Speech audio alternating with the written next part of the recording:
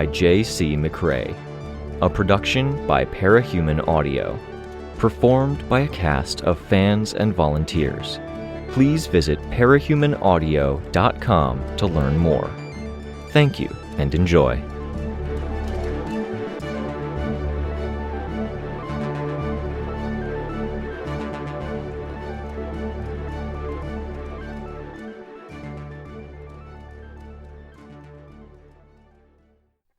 Arc 8, Beacon, Chapter 9. I hurried over to my computer. The setup I'd put together wasn't really set up for a PR crisis, especially one revolving around us. Some people had put in requests for info, with stuff wedged into the wrong fields. Others had emailed us directly. I shut my laptop. That particular mutant could be tackled later. "Kenzie," I said. "I didn't do it," Kenzie said, her eyes wide. "I've been good."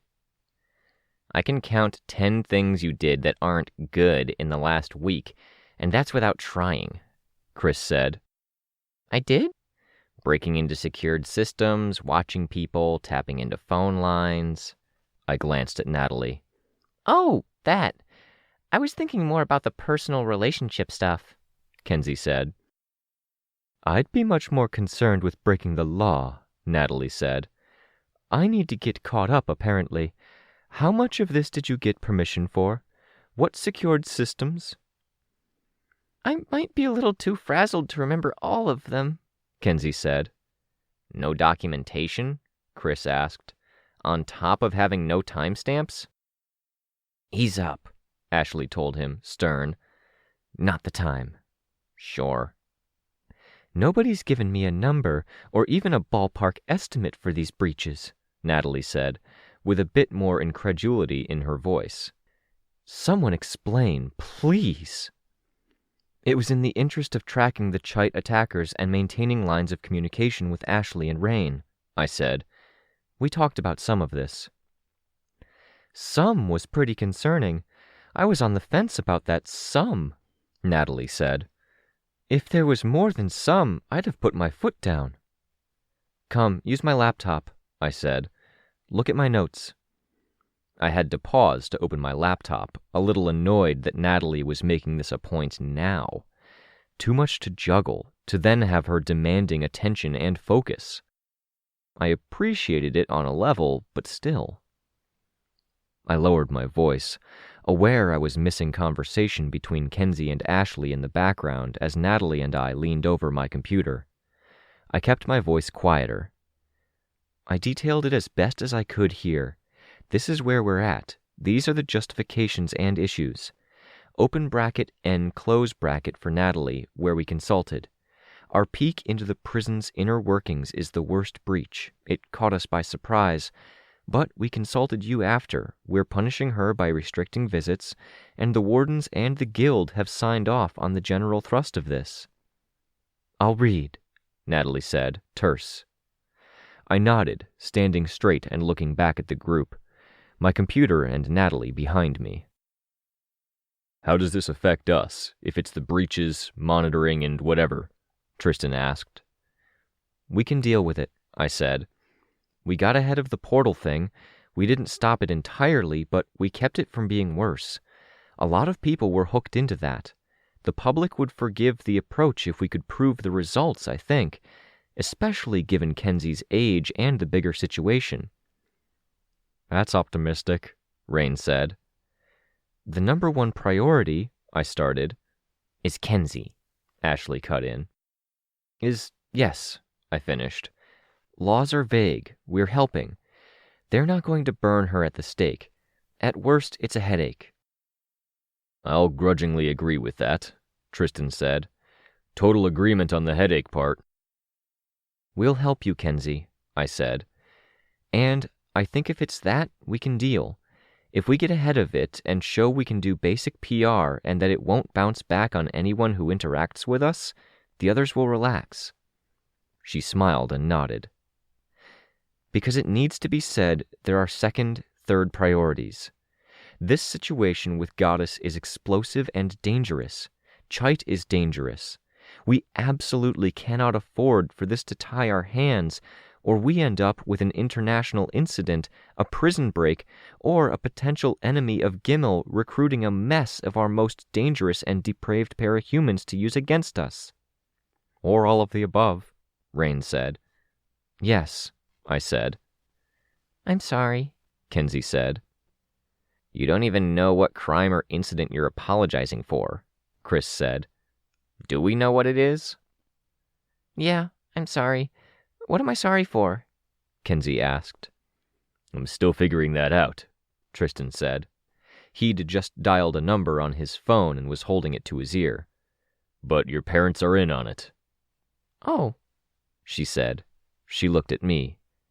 "How many things does that narrow it down to?" Chris asked. "A few," Kenzie answered, before giving a short laugh and smiling. "I'm kind of caught off guard. The most obvious one is the parental blackmail? Is that the right word?" "Extortion," I said. "Oh, a crime they might go after you for," Chris said. Kenzie looked at me. "Is it?" I winced. Harder to dismiss than the breaches, depending. "I've noticed how Kenzie asks Victoria for input on it being a problem instead of trusting me." Chris was quiet. "Feeling left out?" Kenzie asked, the smile dropping from her face as she took on a more serious, somber expression. "I trust you, and I'm touched that you want to help." "Uh-huh. Regretting I said anything now." Much like how Tristan was on the phone, having retreated to the far corner of the room, blocking out our conversation with one hand on his other ear, Chris was turning to his laptop. "I could go to jail." Kenzie said it as if it was just dawning on her. She sat back in her chair, the adjustable metal parts shaking audibly with the force of the movement. Her eyes widened, and she turned to look at Ashley's projection. "No," Ashley said preemptively. Kenzie's eyes widened. "I could go to your jail." "Oh, geez," Rein said. "No," Ashley repeated. "It's not worth it." "Silver linings, though." "You'd be put in another area on another schedule. You'd be close, but probably wouldn't ever interact. And that's if they put someone as young as you in that prison," I said. "I think they put most minors in the warden's HQ, like Bonesaw." "Aw, but it's not there anymore, so maybe." "We'll do everything we can to keep you out of jail," Ashley said. To the rest of the group, she said, "Victoria and I talked about this being something the Martins might do." I shook my head. It seemed like something that would come up as part of the tribunal. It's pretty easy to dodge being put away if you can come up with any excuses or reasonable doubt. But they went with it. When they didn't, I figured they wouldn't. "Maybe it's something else?" Kenzie asked. "I didn't really talk about what I was doing with them, and they didn't ask. It's not like they could go into my room without me knowing and find notes or anything to use against me either." "I have no idea," I said. My eyes roved over the whiteboards. "We'll wait for Tristan to finish his call. If it doesn't pan out, I'll call some people." "I'm looking into stuff too," Chris said. Kenzie smiled. "Okay. Thanks, guys." I frowned. "Do you want to step outside? Chat in private? Or ask something? Do you need anything?" "I'm good," she said, smiling lightly. "It's stupid." "What's stupid?" Ashley asked. "Like, surprise, parents, and I feel exactly like I'm 8 years old again, and I hear the car door close outside, and afternoon cartoons are done. Cool babysitter goes home. I'd go to my room to do homework and stay out of the way, and then, I talked about this in the group, but then I end up either trying to be perfect or I'm not perfect and I'm anxious about it, but it's never a good feeling. I wasn't perfect here." "Nope," Chris cut in, his focus on his computer. Kenzie gave him the finger, but he didn't see. "Perfect is a pretty high standard," I said. "Yeah," she answered, nodding. "Normally I'm okay, and I was okay before when I knew I had a say and they were scared, but She trailed off. Victoria, Ashley said, her voice soft. Make those calls you were talking about. Get answers, because it doesn't look like Tristan's having any luck. I'll talk with Kenzie. It's all I'm good for right now. I glanced at Kenzie and saw her nod. Okay. We'll reach out to everyone we already talked to or were scheduled to talk to, same way we divided it up beforehand, I said. If they're out, find out why, get details. If they're still in, we might need their help. Eyes on the scene, looking out for Chite. Makes sense, Ashley said. Let Tristan know. Let Sveta know in case I don't run into her. I'm stepping outside. Good luck, Rein said. I stepped out onto the fire escape, letting the door close behind me. Between Natalie and the other members of the group, it was too much to balance. We'd figure out what was going on and we'd tackle it, but a conversation with that many people in it wasn't a good place for me to get my thoughts in order, even when some were quiet. I could have pulled out my phone and made a call, but I didn't. The sky was dark overhead. The angle of the sun in the late afternoon made it so it didn't peek through in fleeting slats and beams as it had earlier. The wind was only moderate, if insistent, and the city was eerily quiet for the daylight hours. If there was construction ongoing, the wind consumed the sound. How many heroes were out there? How many teams were doing what the major malfunctions were doing, settling into a territory where jurisdiction wasn't contested and just subsisting? No interest or willingness to join other teams, no clues about where the villains were, no information with which to equip or empower themselves. I'd pushed for this network because it made a fundamental sense to me. I knew it was an uphill fight to get it established. I knew there were outright nightmares coming, when groups with views and perspectives as opposed as the Shepherds and Advanced Guard ended up butting heads. I knew that. I was wholly aware, both from real-life experience and from parahuman studies, that any grouping of capes was going to be a drama fest at best, and implosion most of the time, and an implosion with collateral damage at worst. But I'd wanted to try. Fucking damn it. 5 minutes. 5 minutes to get my thoughts in order and center myself. I checked my phone for the time so I could measure out those minutes. 3 missed calls. The cell coverage was so spotty my phone couldn't seem to decide if I had a connection to the greater network or not. I didn't check the missed calls and instead focused on the signal. Up. Away from things, to a point where I could see more of the city. Not that long ago, I'd mused on how I needed to stay connected, because flying could mislead. This was me seeking out the disconnection. I let the 5 minutes pass, and I checked my missed calls. A press of the button dialed the number and initiated the call. I took a minute to fish out the earbud and put it in. "Victoria," my mom said. "You called?" "I had a chat with Tristan on the phone. I was worried by how I left things. I gave perfunctory answers because he clearly wanted to move on and call other people to confirm. Given how tense things have been between us..." She didn't finish the sentence. Was it meant to be a question without the inflection? Asking if things were tense? "Yeah," I said. "I hope you know that Dad and I saying we don't want to cooperate until this is resolved isn't because of you." Do you know what this is? "Allegations against your youngest team member. They're doing a news segment tonight. The people involved are buzzing.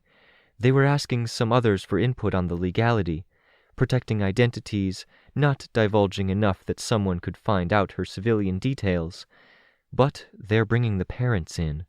The news crews took cameras to the holding prison to record footage or testimony." "You told this to Capricorn?" I asked. He'd said something about the segment and the involvement of the parents. Was it from my mom? 90% of it. The rest is inconsequential. Can I help?" "Without putting your own necks on the line, rep-wise?" I asked. If you ask me to, I will. Your father will, but only if you need it. Are you upset?" I understood the dynamic they labored under.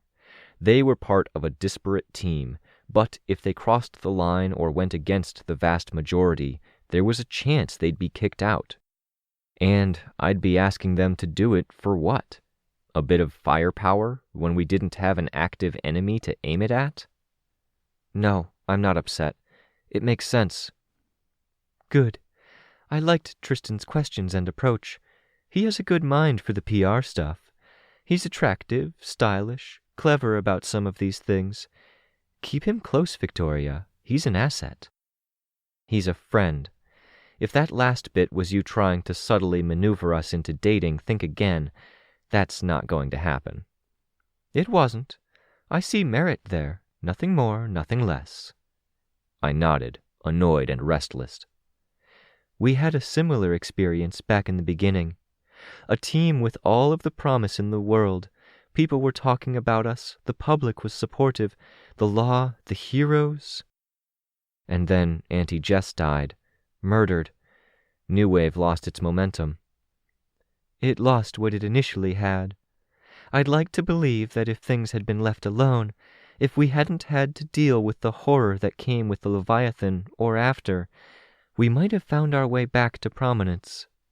All it would take would be the right event, all of us coordinated in how we'd approached it.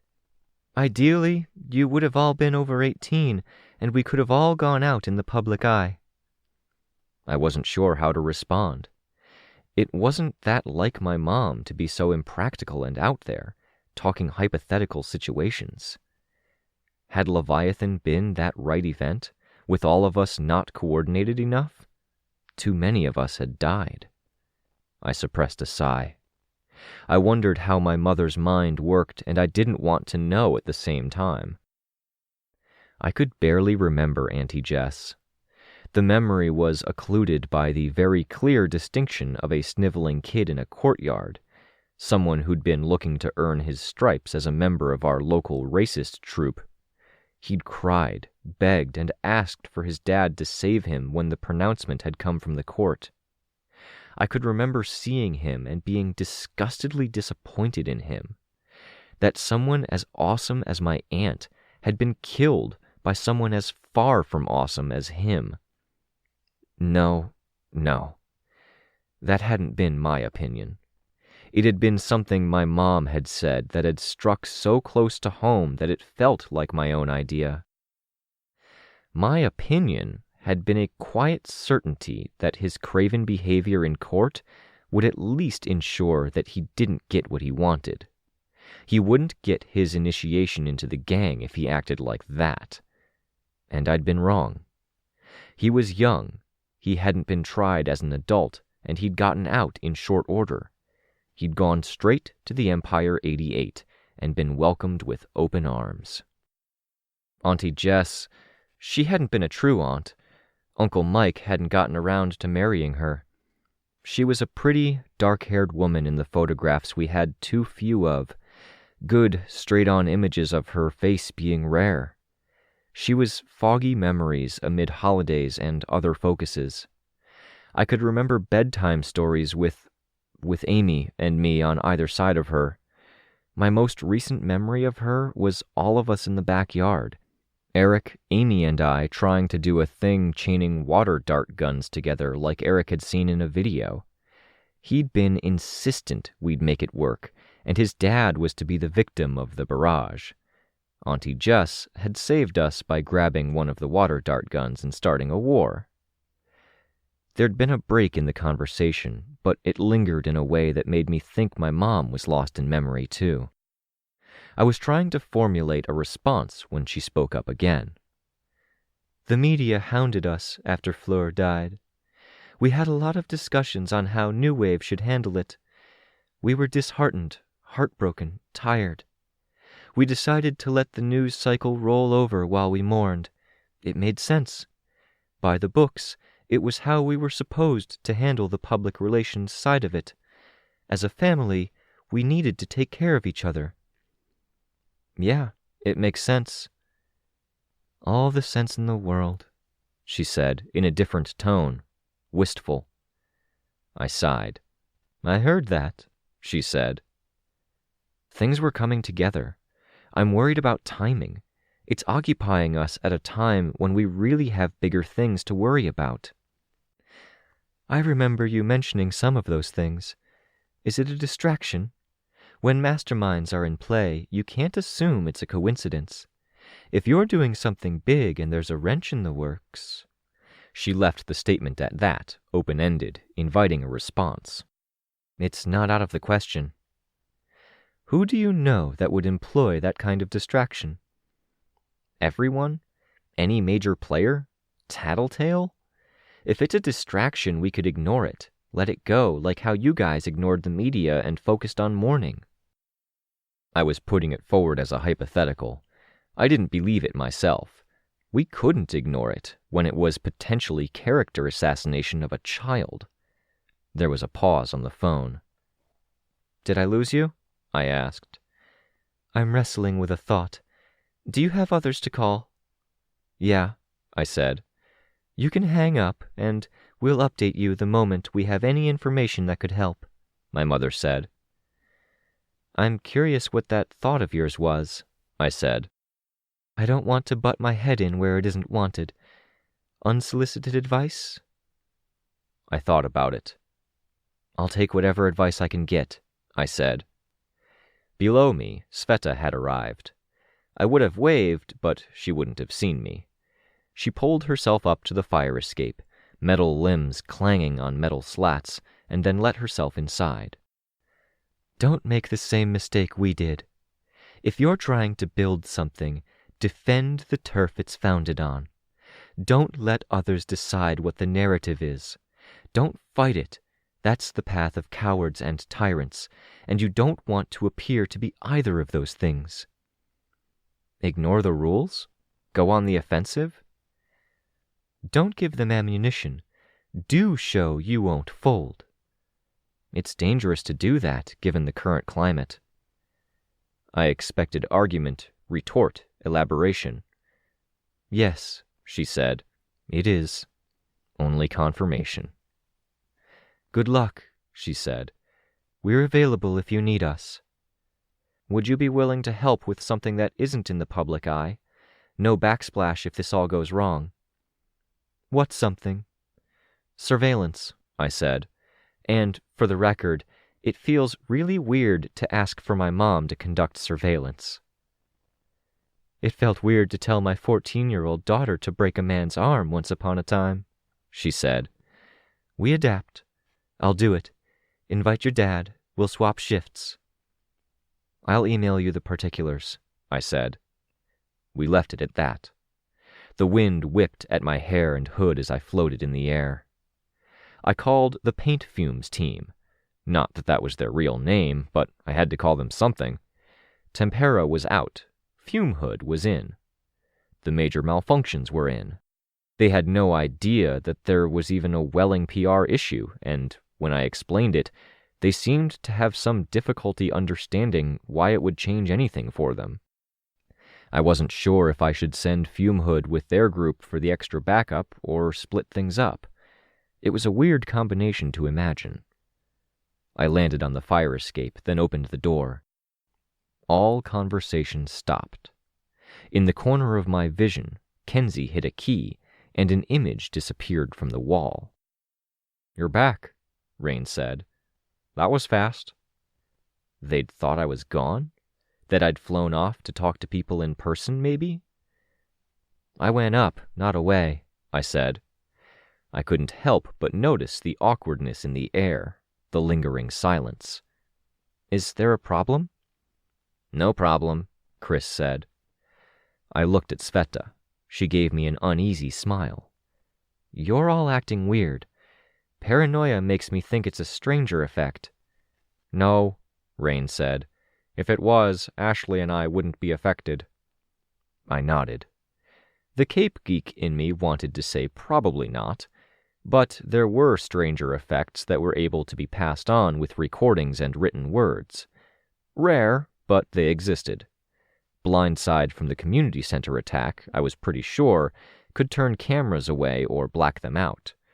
There were hypnotic singers who transmitted their effect through digital devices. People were looking between each other. There seemed to be a consensus as just about all eyes turned to Sveta. Not Natalie's, for one thing. She looked about as confused as I felt. But it seemed Sveta had been decided by unspoken agreement to be the one to handle this. "It's mundane," Sveta said. "Kind of. Can we change the subject?" "The sudden change or lack of subject is why I'm confused," I said, wary. "Please," she asked, "don't make a big deal of this. Count it as coming from me, speaking as a friend." "Does it tie into Kenzie's situation, Chite, Goddess, or any of the things we're trying to juggle here?" "Not in a way that impacts our mission, I'm pretty sure," she said. She had to look to others for confirmation. I swallowed hard. It looked like she genuinely didn't know what to say or do. Chris was staring me down, eyebrows furrowed. Tristan, he looked almost casual, thumbs hooked into his pockets, hands flat against the sides of his thighs. Kenzie, hard to read. No smiles, at least. Rein kept glancing at the blank spot on the wall where the projected screen had been. Ashley looked like she was busy thinking. No, Ashley was impatient. It was hard to tell when her body wasn't giving the right body language, just default poses and stances. Her face, though, irritated? Agitated? Restless? "Okay," I said. "Just like that?" Chris asked. "My parents will handle some surveillance. Fumehood and the malfunctions will as well, but they're novices when it comes to that." "That's reassuring," Tristan said. "We can get others," I said. "Tap the teams. Figure out who doesn't care about PR." "The good ones do," Tristan said. "I called on your suggestion. They told me your idea of how we move forward, so I reached out. I only got one of my 4 teams to agree, and they aren't totally committed." I nodded. I'd somehow figured mine would be more loyal, not because I was anything special, but because there was a lot more personal investment in it. I outlined the next step in my greater plan. "We'll scratch together something to hold down the fort, and then we handle the current PR crisis. Once it's handled, those who flew the coop should come back to roost." "You're going to let this go?" Chris asked. I made a sound. "I don't think you're sincere, saying you're going to ignore this whole thing here just because Sveta asked nicely." "We have other things to focus on." "We do," Tristan said. "Don't cause trouble, Chris." "I only kinda sorta agreed to this because I thought she wouldn't go for it." Ashley looked away. I was noting Ashley's silence. She seemed annoyed. Chris, he was baffled, if I had to put my finger on it, which was a very different thing from Natalie's confusion. Those were the 3 who looked more bothered by this scene. "I trust Sveta," I said, "and I trust you guys as a group. Whatever the other teams are reporting, you're keeping it from me. Okay? Because I trust you guys, I'll trust you're doing it for the right reasons." "It's weird," Chris said. "Chris," Tristan said. "It is, but I'm going to go with it," I told Chris. "Because I trust them. There was someone in the past who told me something. I ignored them. I gave them a hug. Everything fell apart. My best friend tells me not to pry? Fine, I'll listen." "Best friend, that's so sweet," Kenzie said. Sveta didn't look like she was super happy. Guilty? Something else? I put it out of my mind. My concern was more in the realm that I really wanted to talk to Sveta about other things, and now it might seem like I was trying to butter her up with gifts or attention. It was just so hard to actually sit her down and have a conversation. We kept getting interrupted or distracted. "First problem is the PR issue," Tristan said. "If we can't fix that, it's impossible to do anything else." "We get out ahead of it," I said. Solving one quasi-illegal or illegal issue with more extortion, Ashley said, her tone dry.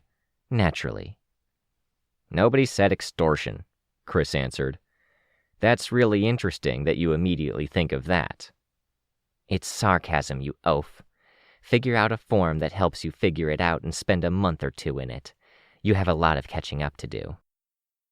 There was an insult in the first sentence and a harsh phrasing throughout, but Chris didn't seem to mind. He even smiled a little. I have some info, Chris said. I did some searching. It's really interesting to see which times get you most into things, Rein said. They tend to be the worst times. Intriguing times, Chris said, which are some of the worst because powers are both intriguing and their foundations of suck. What info? I asked. He looked at his computer. One of the TV studios owned by a Mr. Buckner is handling this whole thing. It's going out on the radio first, and then, depending on whether it's a success or not, they'll televise a continuation. People drive home from work in the late hour. They catch it, they listen, and then they get home and turn on the television. How did you get this? I asked. I have like 40 online accounts. A lot are connected, but if I'm careful not to post too often, I can build up a persona and people accept me into their communities. I have something like 4 accounts in 4 very different sub-communities. Because you deceive people about who you are? Sveta asked.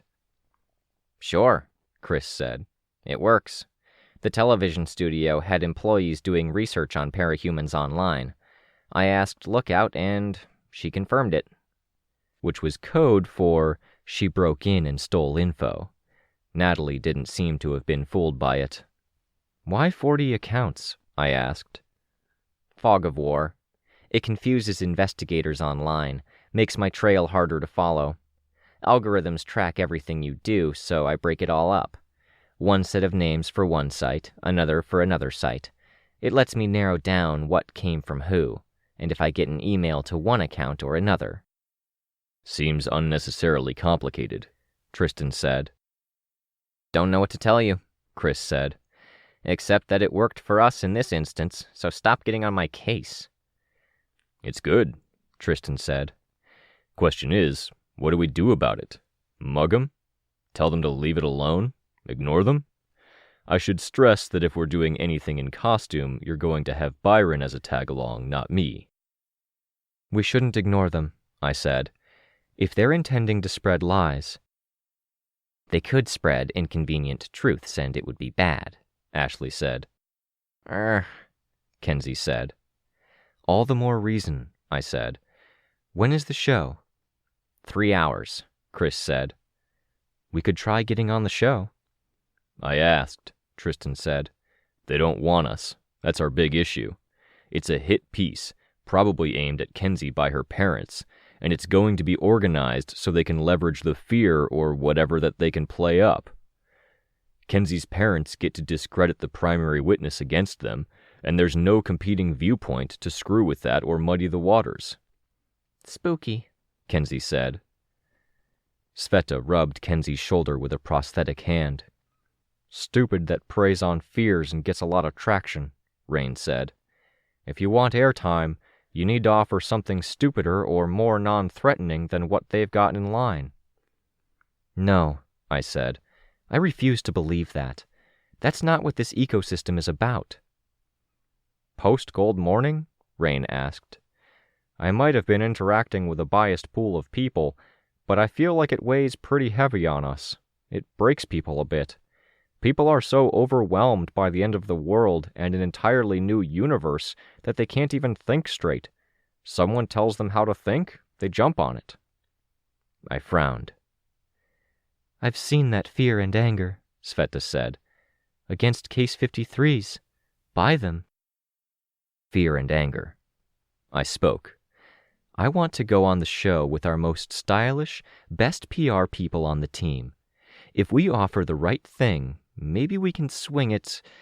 Like if we take the next 2 hours to ask the other teams if it's okay, and then we put ourselves forward as the sacrificial goats. The goats? Tristan asked. We can't reach everyone, Sveta said. No, I agreed. But at this stage, if someone comes to us and they're angry about us talking about things they wanted to leave alone, let them be angry. If they don't matter, we deal.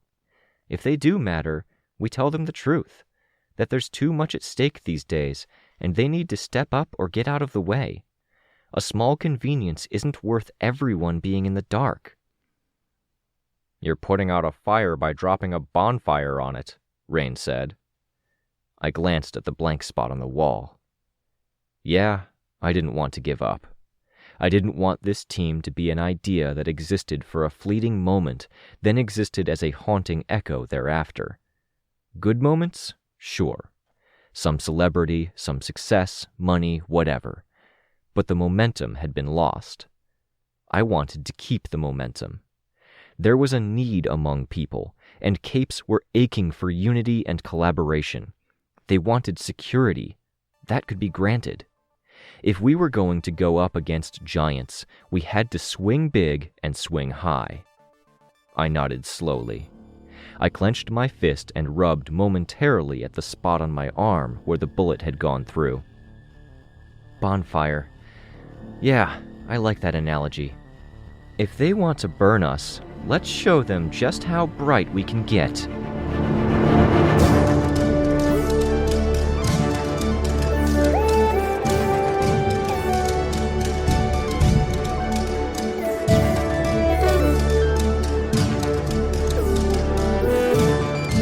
This was a production of Ward by Parahuman Audio. Ward and the Parahuman stories are written and owned by J.C. McCrae. You can find the original text and support the author at parahumans.net. For more of the Ward audiobook, as well as other community works, please visit parahumanaudio.com. Music for this chapter was by Evan Witt. Find out more at wittynotes.com. Editing by Tom Rickert. Find them on Twitter at TEERick. Narration by Robert Rein Ramsay.